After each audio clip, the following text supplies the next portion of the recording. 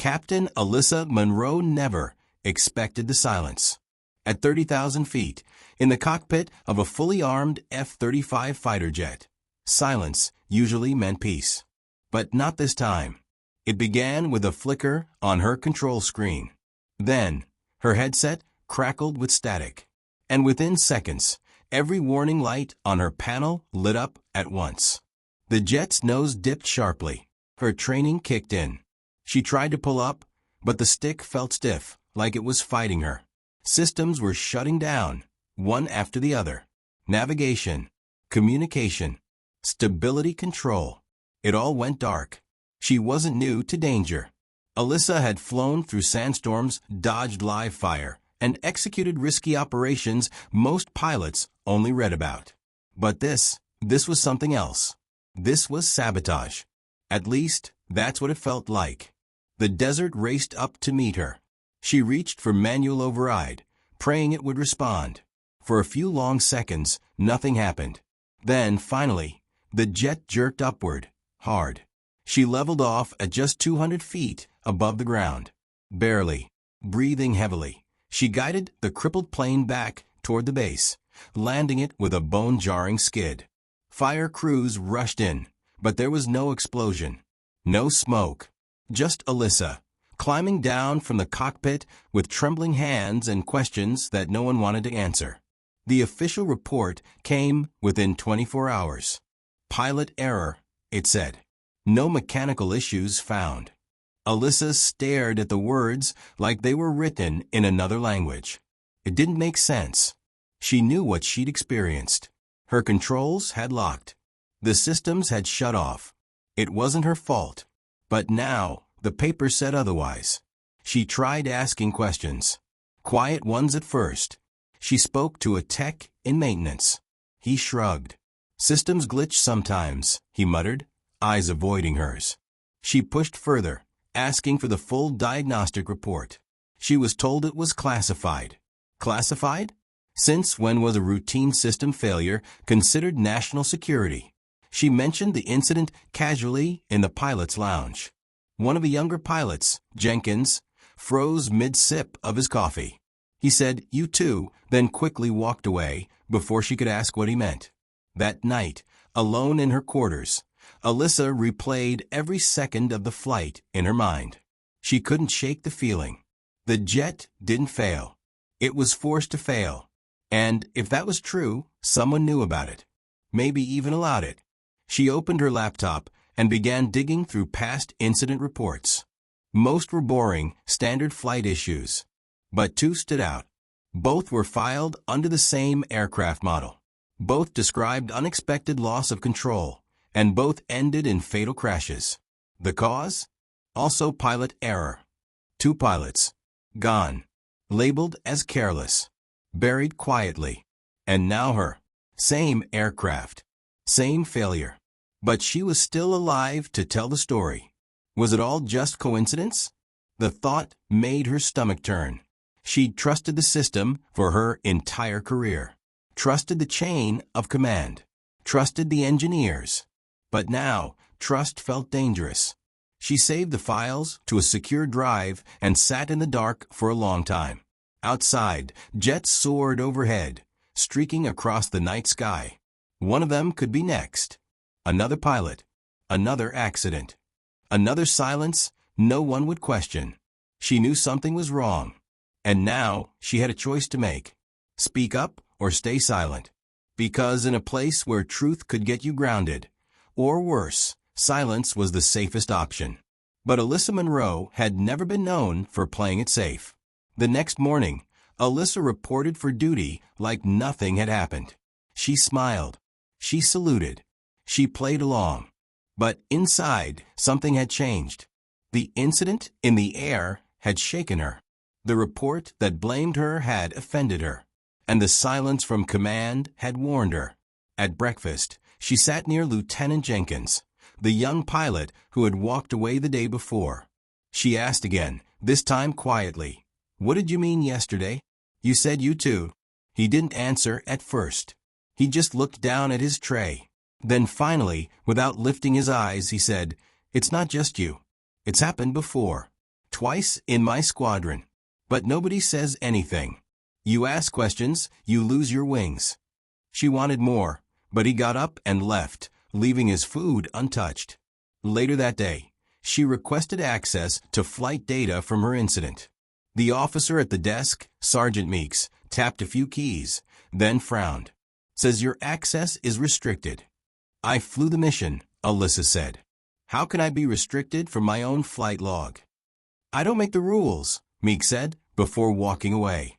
That night, Alyssa couldn't sleep. She knew something was being hidden.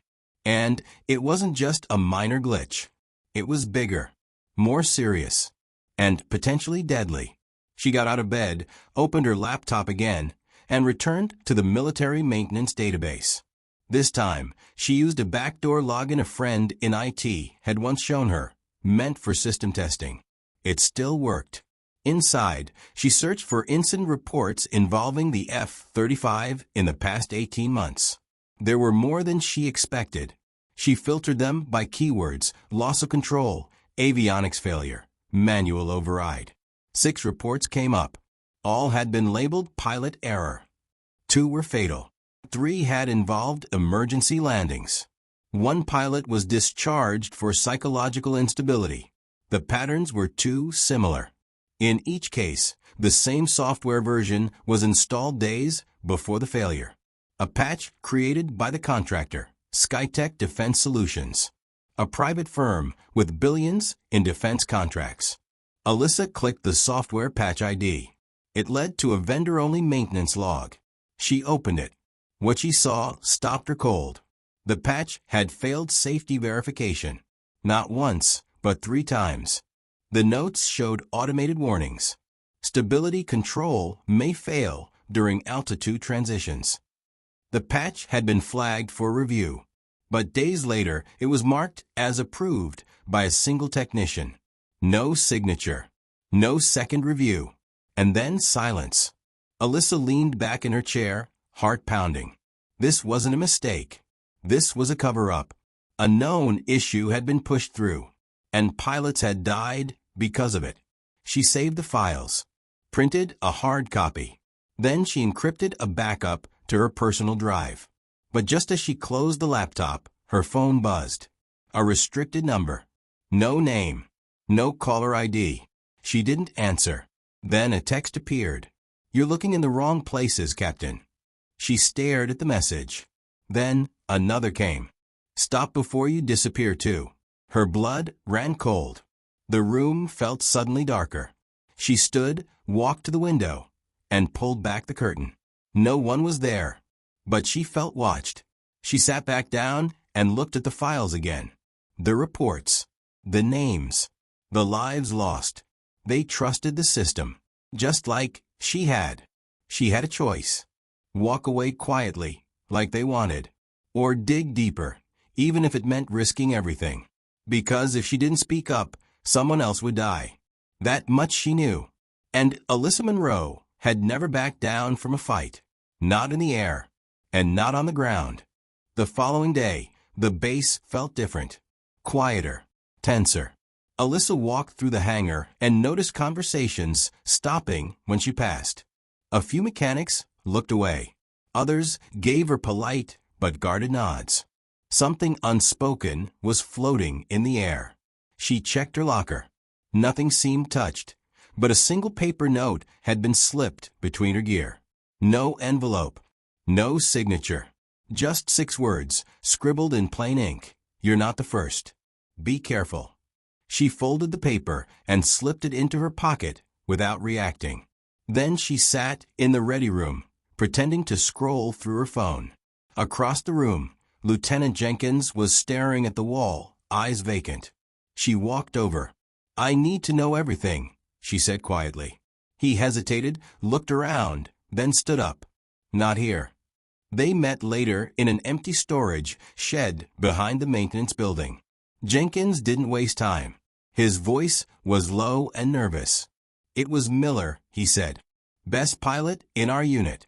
Logged more flight hours than anyone. He reported a system fault after a routine mission. Same as you. Control issues. Lights flashing. Reboots mid-flight. They told him it was nothing. Alyssa listened, heart sinking. A week later, Jenkins continued, he crashed. Killed instantly. They called it pilot fatigue. But I read his flight logs. Same software patch. Same error code. Did anyone else speak up? Alyssa asked. Jenkins shook his head. One guy tried. Technical officer named Rao. He sent a report to command, off the record. 2 days later, he was transferred. Overseas. No warning. Haven't heard from him since. Alyssa clenched her jaw. It was happening again and again. The pattern was obvious. Pilots raised concerns. They were silenced, discredited, or worse. Why aren't people talking about this, she asked. Because we all have families, mortgages, careers, and the people behind this, they're untouchable. Jenkins handed her a worn USB stick. I copied this before they wiped the system. It's got Miller's final flight data. If you're serious about this, you'll need it. She nodded, pocketed the drive, and left the shed without saying another word. That night, Alyssa plugged the USB into her personal laptop. The file opened to a screen full of numbers, codes, and timestamps.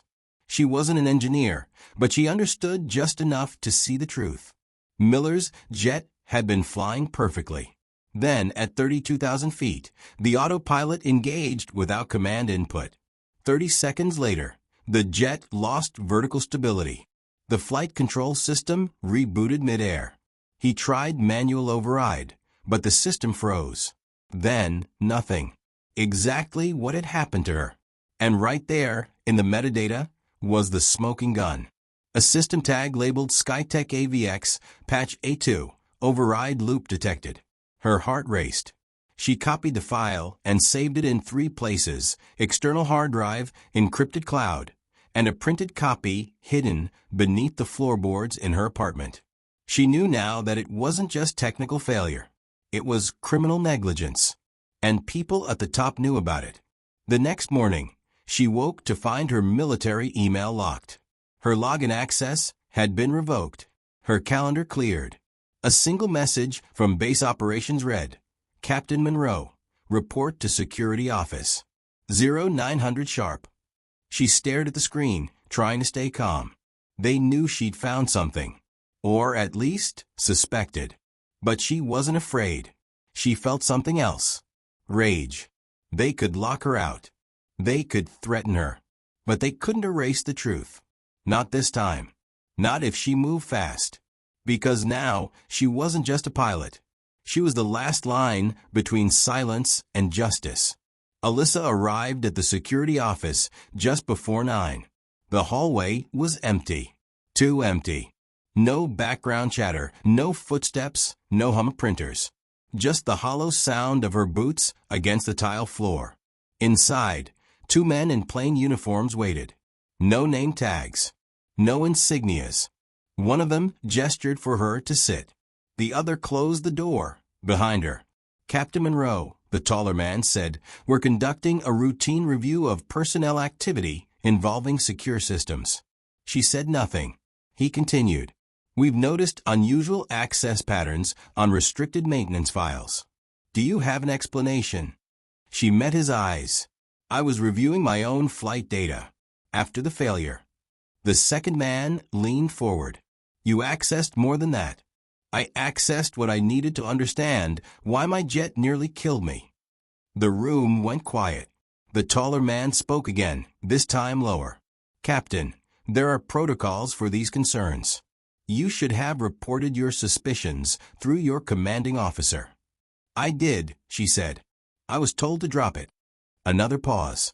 Then a paper slid across the table. This is a formal warning, the man said. Sign it. Acknowledge unauthorized access. This ends here.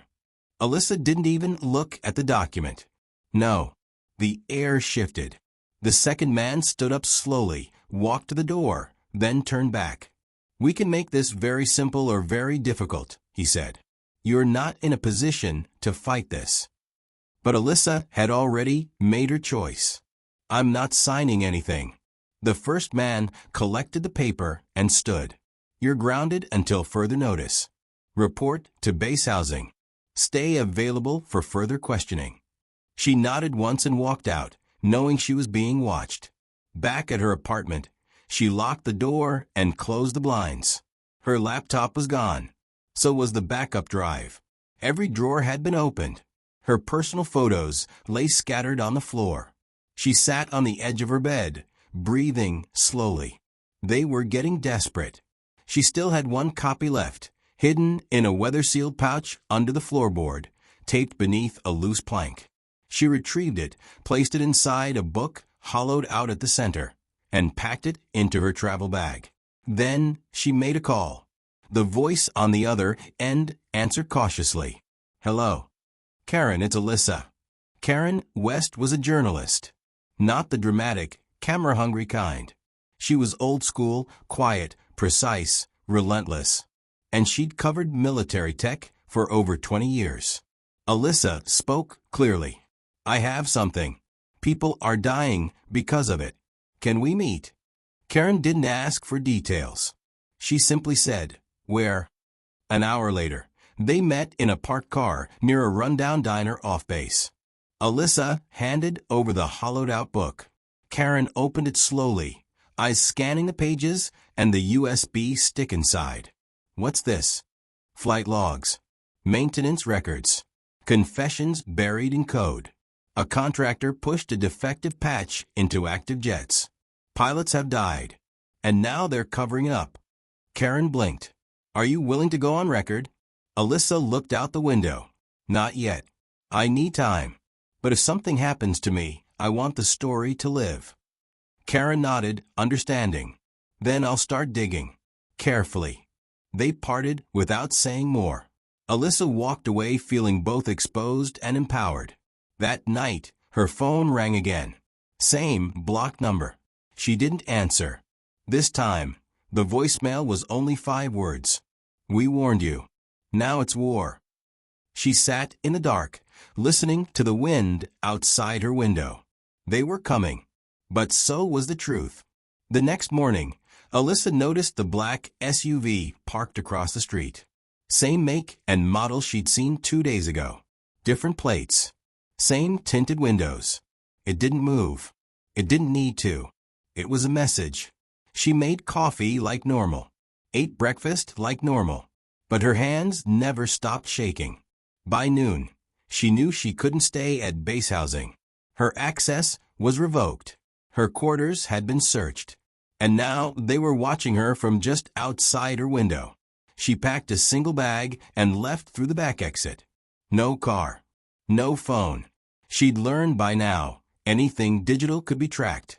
She walked 2 blocks to the nearest gas station, where she paid cash for a used prepaid flip phone. No GPS. No apps. Just numbers. Then she headed to the only person she could still trust. Colonel Mark Danner was retired, but his words still carried weight in the right circles. He'd flown with her father. He'd mentored her when she was a cadet. And most importantly, he'd seen things. The kind that made men disappear. She knocked on his door just after 1. He opened it wearing an old bomber jacket and a look of concern. You're in trouble, he said without smiling. Alyssa nodded. I need help. They sat in his kitchen, blinds drawn, the hum of an old fridge filling the silence. She handed him a copy of the crash reports, the flagged software patch, and the photo of the unsigned approval. He didn't speak for a long time. Just read.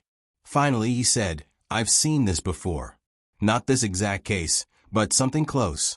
Back in 2004, a drone program had a software fault. Crashed during testing. The report was buried.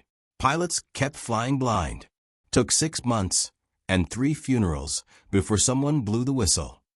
What happened to the whistleblower? She asked. He looked up. Court-martialed. Cleared eventually. But they made sure no one hired him again. Alyssa leaned forward. I can't walk away from this. But I need protection. And I need exposure. Danner nodded slowly. Then you need 2 things, a voice big enough to make noise and evidence solid enough to survive a cleanup. I already gave the first copy to a journalist, she said. Trusted. Smart. She's looking into it now. Danner exhaled. Good. But that's not enough. He walked to a small safe in the wall, behind a bookshelf. Entered a code.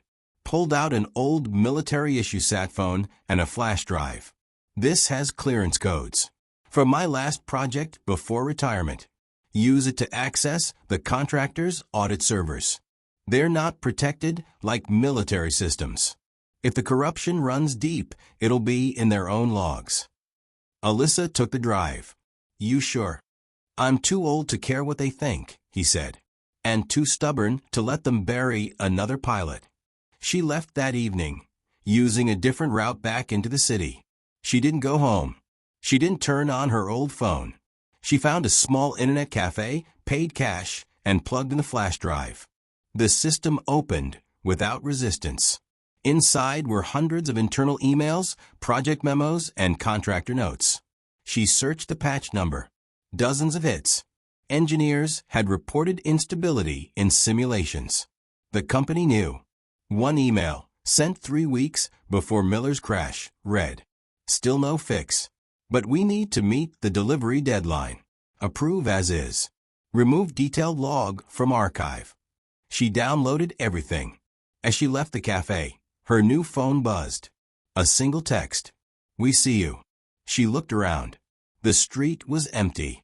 But she knew someone was watching. And she was running out of time. The bar was loud enough to mask any conversation. That's why Alyssa chose it. Noisy, crowded, forgettable. The kind of place people came to disappear into the background. She sat in a corner booth, wearing civilian clothes, hair tucked under a baseball cap. Across from her sat Aaron Price, former cyber officer turned whistleblower support consultant. If anyone knew how to bring down a defense contractor without getting killed, it was him. He looked over the files she'd brought on a second flash drive, shaking his head as he scrolled. "This isn't just negligence," he said. "This is criminal conspiracy. Fraud, concealment, possibly even manslaughter. They knew the patch could kill pilots," she said. "They pushed it anyway." He nodded. "And now they're watching you." "They're not just watching," Alyssa said. "They've already broken into my place, wiped my system, tried to intimidate me into silence." Price leaned in. "Then you're going to need something bigger. One recording won't be enough. A paper trail this deep? They'll claim it's fake or taken out of context." "I figured as much," Alyssa said. "So what do I do?" "You get them to admit it," he said. "On tape." She blinked. "You want me to go face to face with the people covering this up?" Price nodded slowly. "There's a gala tomorrow night. Fundraiser for veterans. Skyteca's regional director will be there. Name's Thomas Ward. Former military. Now handles tech contracts for the West Coast region. And you want me to what? Charm him?" "No. You want to provoke him. Gently. Casually. Get him talking. Just enough for him to admit the project's been fast-tracked. That engineers raised concerns. That timelines were more important than safety. Anything." Alyssa swallowed hard. "And if he figures out I'm recording? Then you leave. Quickly." The next night, she entered the gala wearing a borrowed dress and a hidden mic clipped inside her clutch. The room was full of brass, contractors, and polished smiles. Ward was standing near the bar, surrounded by younger executives and laughing like he hadn't ruined a single life. She approached slowly, timing her steps between conversations. "Colonel Ward?" she asked. He turned, eyeing her curiously. "It's just Mr. Now. You're?" "Alyssa. I used to fly F-35s. Retired recently. Early burnout." He raised an eyebrow. "Not uncommon. Those birds take a toll." "They do," she said with a smile. "Especially when they fly themselves without warning." Something in his expression changed. "Not much. Just a flicker." "Sounds like a systems issue," he said carefully. "Funny thing," she continued. "It happened right after a software patch. AVX, A2 I think. Heard it had a few bugs." He sipped his drink, then leaned closer. "Look, you know how it works. Deadlines, contracts, quarterly goals. There's always a risk. That's why we make the big bucks. Alyssa forced a laugh. So the suits knew and pushed it anyway? Ward chuckled. Pilots sign the waivers. They don't read the footnotes. Her pulse quickened. She had what she needed. Just then, someone tapped her shoulder. A woman in black with an earpiece. "Excuse me, ma'am. Can we speak outside for a moment?" Ward froze. Alyssa stepped back. "Actually, I was just leaving." She walked briskly through the crowd and out the side door, heart pounding. Back in her rental car, she played back the recording. Clear. Crisp. His voice, his words, the laughter. He hadn't confessed to murder, but he'd admitted enough. She sent the audio to Karen, the journalist. 10 minutes later, she got a reply.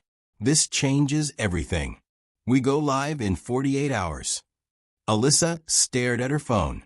Skytech wouldn't go down quietly, and she just declared war. The next morning, Alyssa woke to the sound of sirens in the distance. Her motel room was dark, curtains drawn, but something felt off. She sat up, checked her burner phone, and saw 3 missed calls from Karen, unusual, since they'd agreed not to speak again until the story went live. Then a 4th message came through. "They know. My office was broken into. Files gone. I'm going dark for now. Stay safe." Alyssa's stomach dropped. She turned on the TV. Local news. Nothing yet. No leak. No headlines. No exposure. Not yet. She picked up the flash drive again, her last backup, and stared at it like it was a live grenade. Inside it was everything. Ward's confession, internal memos, corrupted safety reports, engineering complaints that had been deleted from official logs. It was her weapon, and now she was running out of time to use it. Her plan had been simple. Give the story to Karen. Let the press run with it. Stay alive in the background. But now the press was under attack too, and silence was creeping back in. She needed a new plan. She drove to a public library 2 towns over, left her car in a different parking lot, and walked the last block on foot. Inside, she found an open terminal, sat down, and uploaded the contents of the flash drive to a secure, anonymous Dropbox. Then she sent the link to 5 major outlets, national and international, journalists who'd broken bigger scandals. She added no name, no context, just this line. Defense contractor knowingly released software that led to multiple pilot deaths. Here's the proof. More coming. She logged off. Walked away. The bomb had been lit. By evening, the first headlines were appearing online. Whistleblower claims military jet failures were covered up. Skytech faces new allegations amid fatal software scandal. News anchors speculated. Aviation analysts debated. Military spokespeople refused to comment. Then, an hour later, the smear campaign began. Anonymous sources leaked her name to the press. They called her a disgruntled pilot, a failed officer with a personal vendetta, a security threat, a woman with emotional instability. They even hinted at criminal investigations. Alyssa sat in her car, watching it all unfold from the shadows. She wasn't surprised, but she was furious. They were playing the oldest game in the book, discredit the source before the truth spreads. But it was already too late. That night, Karen reached out again using a scramble number. "They're trying to bury you, but I've got 2 independent verifications. Former engineers. One's ready to go on record." Alyssa exhaled. "They're spinning hard," Karen said, "but the evidence speaks. Once the story hits prime time, they won't be able to walk it back." "Just promise me," Alyssa said, "don't stop. No matter what they say about me." "I won't," Karen replied. "And neither will the others. You're not alone anymore." After hanging up, Alyssa drove out to a quiet overlook on the edge of the desert. It was the same place she used to fly over during training missions. She looked up at the stars, thinking about the pilots who never got to see another night sky. Miller, the others. They didn't die because of bad luck. They died because someone decided profit mattered more than their lives. Not anymore. Her phone buzzed again. This time, the message was different. We made a mistake underestimating you. She smiled without warmth. Because for the first time, they sounded scared. By morning, the world had changed. Every major outlet had picked up the story. Satellite news channels ran segments on the hour. Social media exploded with hashtags demanding accountability. Veterans groups issued public statements. Former pilots began to speak out. And SkyTech? Their stock plummeted by 11% before noon. But it wasn't over. Not yet. Alyssa watched it unfold from a safe house provided by Colonel Danner. It was quiet, remote, and off-grid. No signals. No eyes. Just a worn couch, a battery-powered radio, and a laptop connected only through a secure satellite relay. Karen messaged her again. 2 more engineers came forward, confirmed the patch failures, confirmed the internal pressure to meet deadlines. Alyssa typed back, "Will they testify?" One already has. The other wants protection. But yes, they're in. The timing couldn't have been better. The Senate Armed Services Committee had just launched a formal investigation.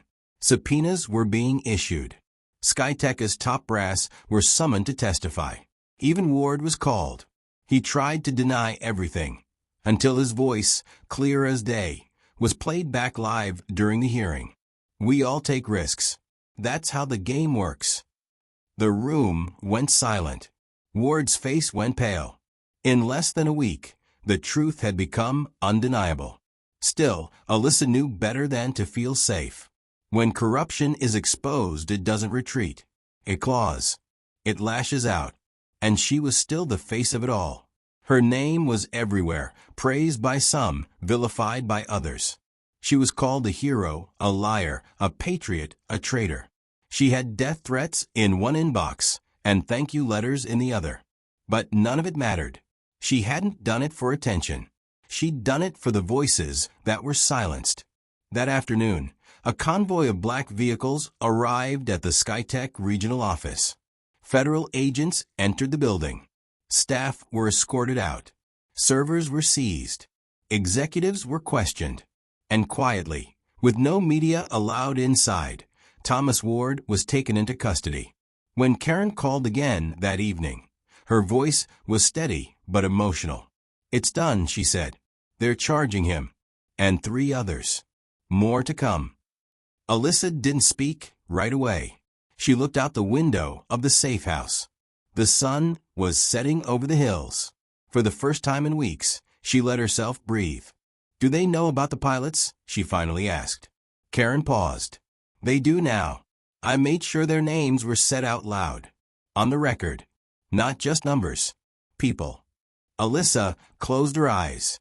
"Miller, Thompson, Ramirez, Lee. They won't be forgotten," Karen said. "Because of you." Later that night, Alyssa sat alone beneath the stars. She didn't feel victorious. She didn't feel like a hero. She felt still, like something heavy had finally been set down.